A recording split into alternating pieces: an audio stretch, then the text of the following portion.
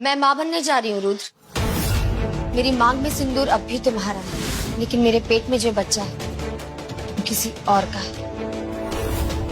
ये क्या कह रही हो तुम? कैसा मजाक है? मजाक?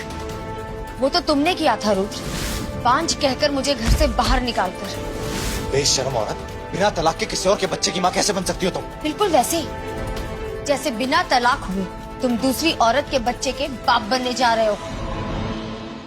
गायत्री दूसरी औरत नहीं है, बहन है तुम्हारी। और तुम्हारी रिपोर्ट में तो साफ साफ लिखा था ना कि तुम मां नहीं बन सकती। फिर कैसे हुआ ये? इस बच्चे का बाप कौन है?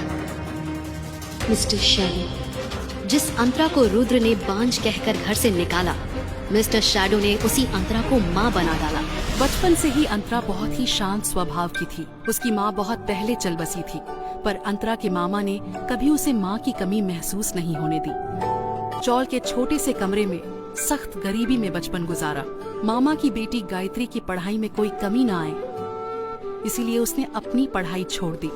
मगर गायत्री हमेशा ही उस पर तंज कसती, और अब तो अंतरा की जिंदगी में हर रोज साजिश का जहर घोलने के लिए गायत्री उसके ही ससुराल में बिना उसके पति से शादी किए रहने लगी थी।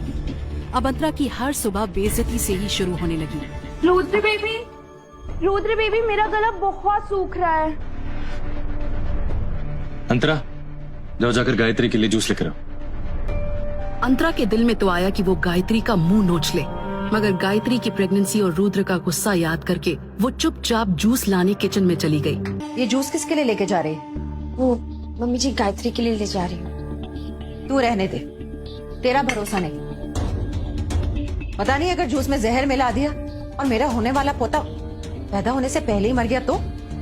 दीनू, ये जूस गायत्री को दे।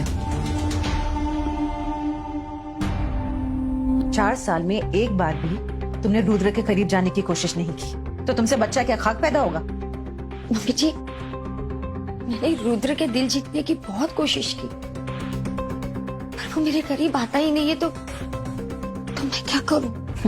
अरे तेरे जैसी अनपढ़ भिकारन के करीब तो मेरे घर का कुत्ता भी ना आए। तुझे क्या पता रूप सौंदर्य क्या होता है? अपनी छोटी बहन से ही कुछ सीख लिया होता। अब यहाँ खड़ी मेरा मुंह क्या देख रही है? फिनाइल उठा और पूरे घर की सफाई कर। पूरे घर की सफाई करने के बाद मौका मिलते ही अंतरा रुद्र से बात करने के लिए उसके कमरे में जाती है। रुद्र, तुम्हारे और मेरे बीच का राज तुम्हें अच्छे से पता है, उसके बाद भी तुम।